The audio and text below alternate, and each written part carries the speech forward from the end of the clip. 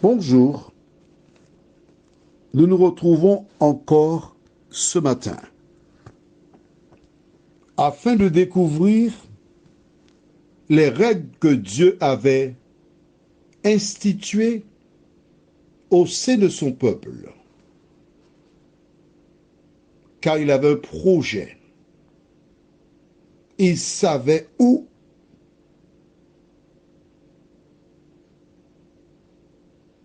conduire le peuple. Nous lirons dans Lévitique chapitre 19, versets 1 à 4. Mais juste avant, prions. Notre Seigneur et notre Dieu, nous avons vu comment Ève et Adam ont rejeté ta parole pour l'ennemi.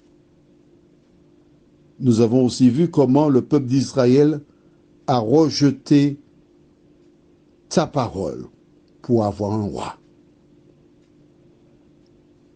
Quel était le projet? C'est ce que nous découvrirons dans un instant. Que le Saint-Esprit nous éclaire et qui nous dirige dans toute la vérité. Au nom de Jésus et pour ta gloire éternelle. Amen. Lisons Lévitique 19, les versets 1 à 4. L'Éternel parla à Moïse et dit, « Parle à toute l'assemblée des enfants d'Israël et tu leur diras, « Soyez saints, car je suis saint, moi, l'Éternel, votre Dieu. Chacun de vous respectera sa mère et son père, et observera mes sabbats. Je suis l'Éternel, votre Dieu. Vous ne vous tournerez point vers les idoles, et vous ne vous ferez point des dieux de métal fondu. Je suis l'Éternel, votre Dieu. » Dans toutes les nations,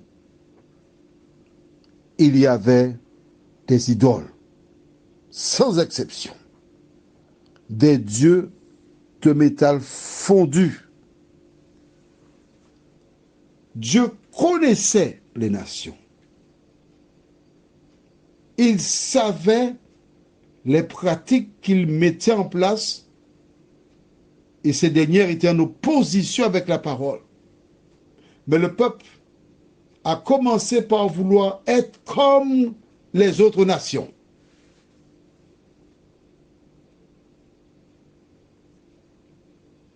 Mais le peuple est saint. Comment comprendre cela?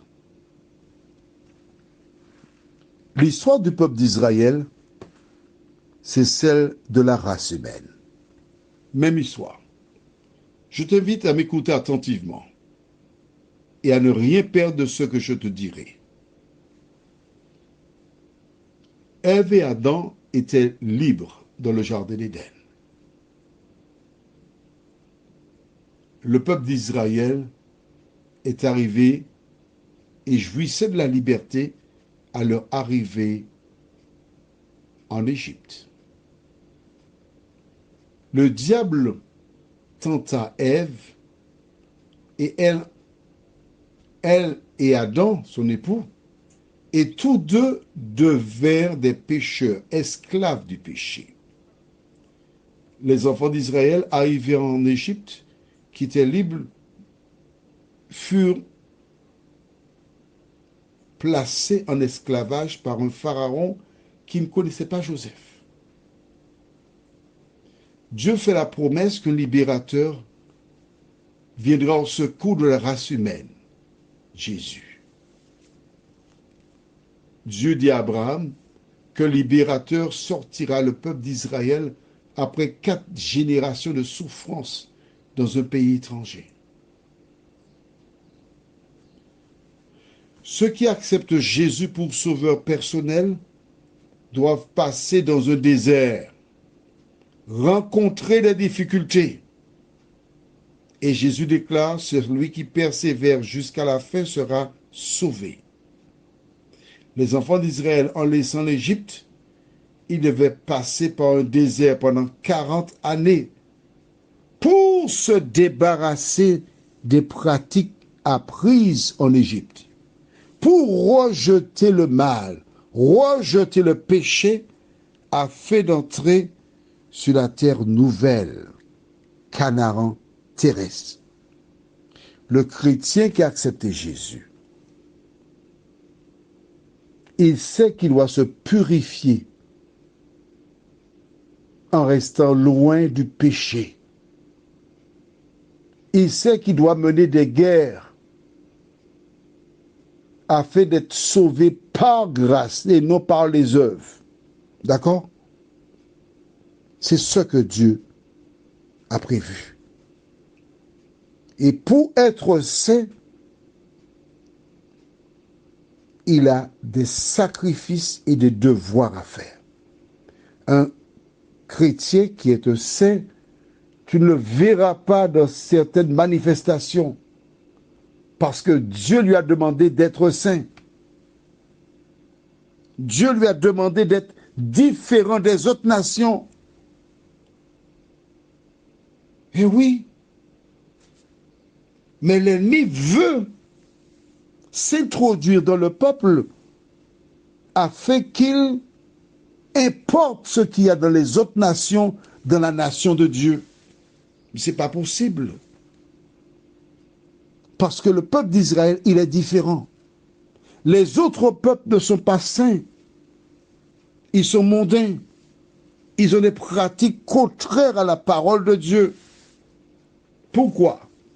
Tu as 3 secondes. Dis-moi pourquoi. 1 seconde. 2 secondes. 3 secondes. Pourquoi les autres peuples sont différents du peuple d'Israël? Pardon. As-tu trouvé la réponse?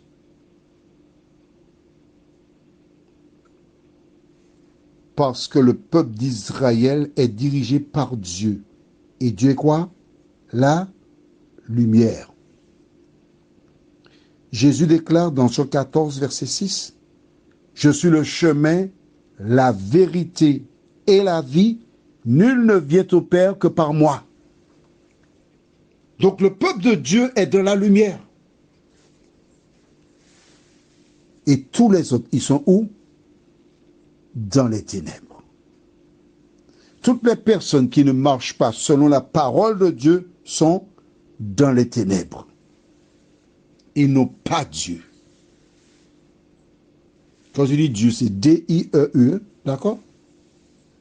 Tu es d'accord avec moi? Rappelle-toi.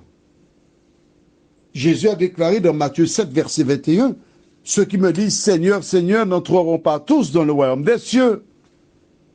Mais c'est celui-là seul qui fait la volonté de mon Père qui est dans les cieux.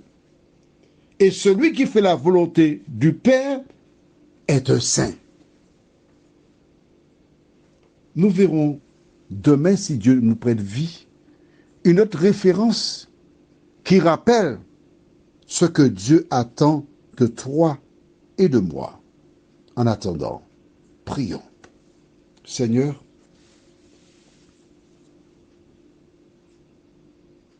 le projet que tu avais et qui demeure le même pour nous aujourd'hui, c'est que nous soyons saints. C'est que nous menions des batailles contre le péché sous toutes ses formes. Et que Jésus prenne le contrôle total de nos vies. Notre Père, notre Dieu, tu nous dis d'être saints. Que le Saint-Esprit, chaque jour, vienne nous polir et nous rendre tels que tu le souhaites. Merci de nous entendre. Merci d'avoir pardonné nos péchés et de continuer de faire de nous de nouvelles créatures, nous t'en prions. Au nom de Jésus et pour ta gloire éternelle. Amen. Je te remercie et te souhaite une excellente journée, non pas seulement à l'écoute de la parole. Prends le temps pour la lire, mets-la en pratique et Dieu s'occupera du reste. Bonne journée à toi et à demain. Surtout, n'aie pas peur.